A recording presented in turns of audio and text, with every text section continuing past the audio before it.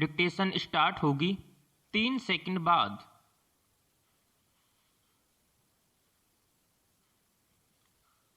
Start.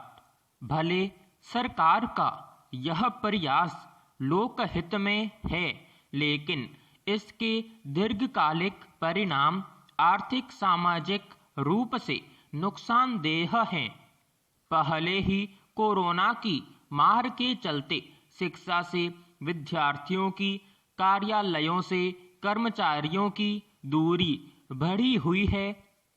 अनेक रुझानों में यह बात कही जा रही है कि समय रहते उचित प्रयास नहीं हुए तो बच्चों के स्कूल छोड़ने की दर बढ़ सकती है। इसी प्रकार कर्मचारियों की कार्यक्षमता, कार्य गुणवत्ता आदि में कमी महसूस की जाने लगी है।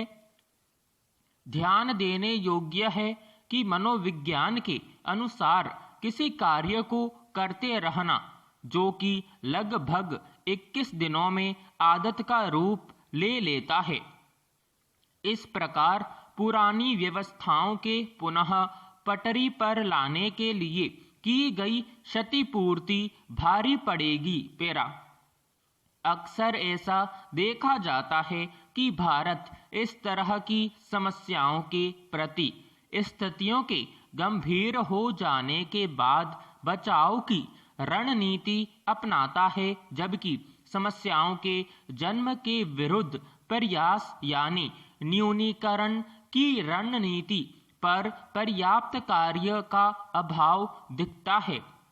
इसके बावजूद कुछ रणनीतियां सरकार की काबिले तारीफ हैं, जैसे कि स्वच्छ भारत मिशन, जिसके चलते स्वच्छता ने मानव मस्तिष्क में जगह बनानी शुरू कर दी है, जो लोगों को अनेक बीमारियों से बचाते हुए आर्थिक समृद्धि की ओर ले जाएगा।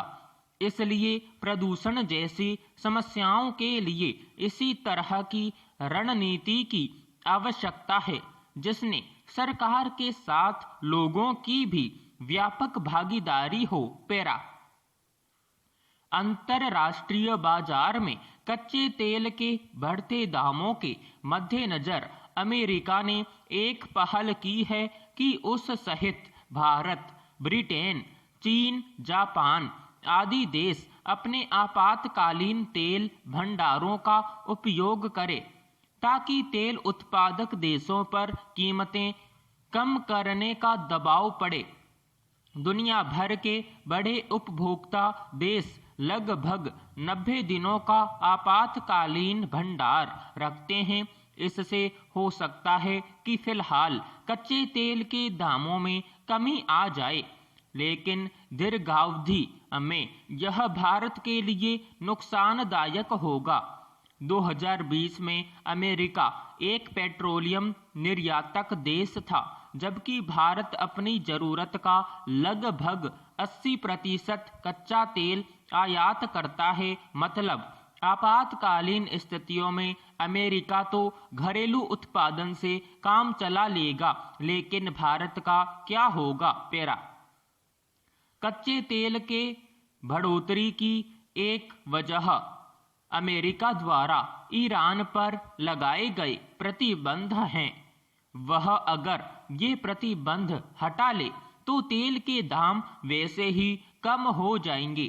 अमेरिका भविष्य के मद्देनजर तेल का एक बड़ा खेल खेलना चाहता है, क्योंकि जब 90 दिन का आपातकालीन भंडार खत्म हो जाएगा, तब भारत सहित पूरी दुनिया फिर से तेल उत्पादक देशों, जिनमें अमेरिका भी शामिल है, के रहमो करम पर होगी। इसलिए आंख मूंद कर अमेरिका के तेल के खेल का मोहरा बनने से पहले भारत को दोबारा सोचना होगा। पेरा।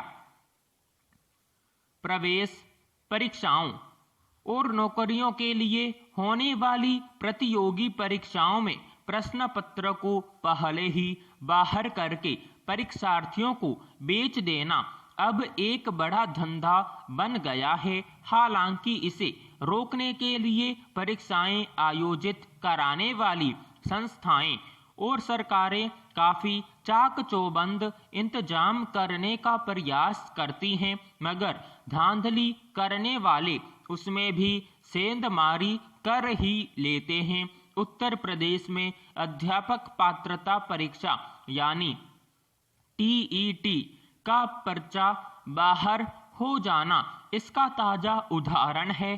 करीब 20 लाख परीक्षार्थी इस परीक्षा में हिस्सा लेने वाले थे, मगर पर्चा लीक होने की वजह से उसे रद्द करने की घोषणा के बाद उन्हें मायूस होकर वापस लौटना पड़ा।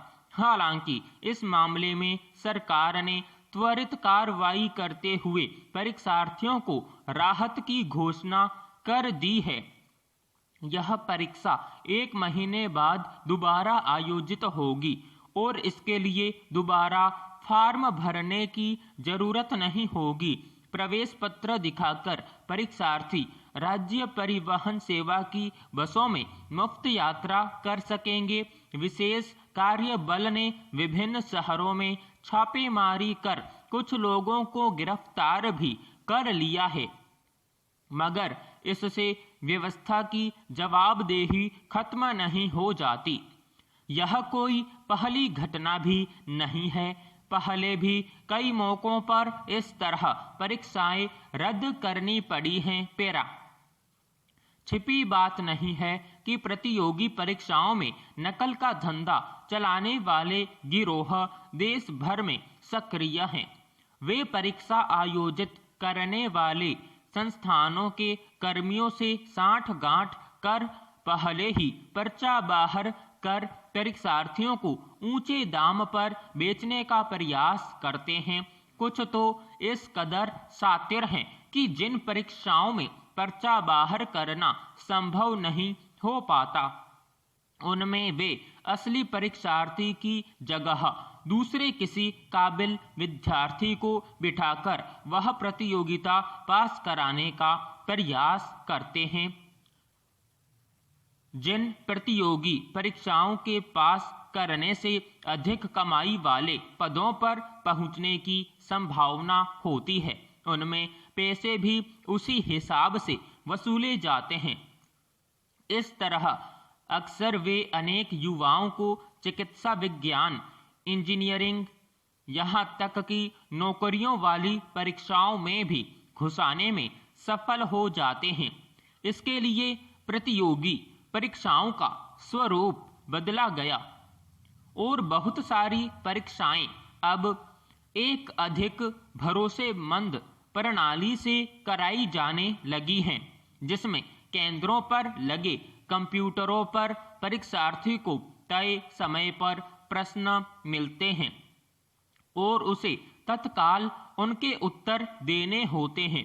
उत्तरों के मूल्यांकन में भी बहुत वैज्ञानिक पद्धति अपनाई जाती है, जिसके जरिए यह भी अंदाजा लगाया जा सकता है कि परीक्षार्थी ने खुद जवाब दिए हैं, तुक्का मारा है या नकल करके दिया है। इसके बावजूद नकल के धंधेबाजों पर लगाम नहीं लग पा रही। पेरा किसी भी परीक्षा के प्रश्न पत्र समय से पहले विद्यार्थियों तक पहुंच जाना व्यवस्थागत खामी है। इससे उस परीक्षा आयोजित कराने वाले तंत्र की साख धूमिल होती है। फिर परीक्षा रद्द होने से परीक्षार्थियों का बहुत सारा समय, श्रम और पैसा बर्बाद चला जाता है, जिसकी भरपाई कभी नहीं हो पाती। ताजा मामले में भी बहुत सारे विद्यार्थी एक दिन पहले परीक्षा केंद्रों पर पहुंच गए होंगे और जैसे तैसे रात गुजारने के बाद केंद्र पर पहुंचे होंगे, पर निराश होकर उन्हें लौटना पड़ा। उनमें न जाने कितने गरीब विद्यार्थी होंगे जिन्होंने बड़ी मुश्किल से इस परीक्षा के लिए पैसे जुटाए होंगे, महीनों मेहनत की होगी। इस घटना ने एक बार फिर रेखांकित किया है कि परीक्षाओं में धांधली रोकने के लिए अभी और व्यवहारिक उपाय करने की जरूरत है। स्टॉप समाप्त।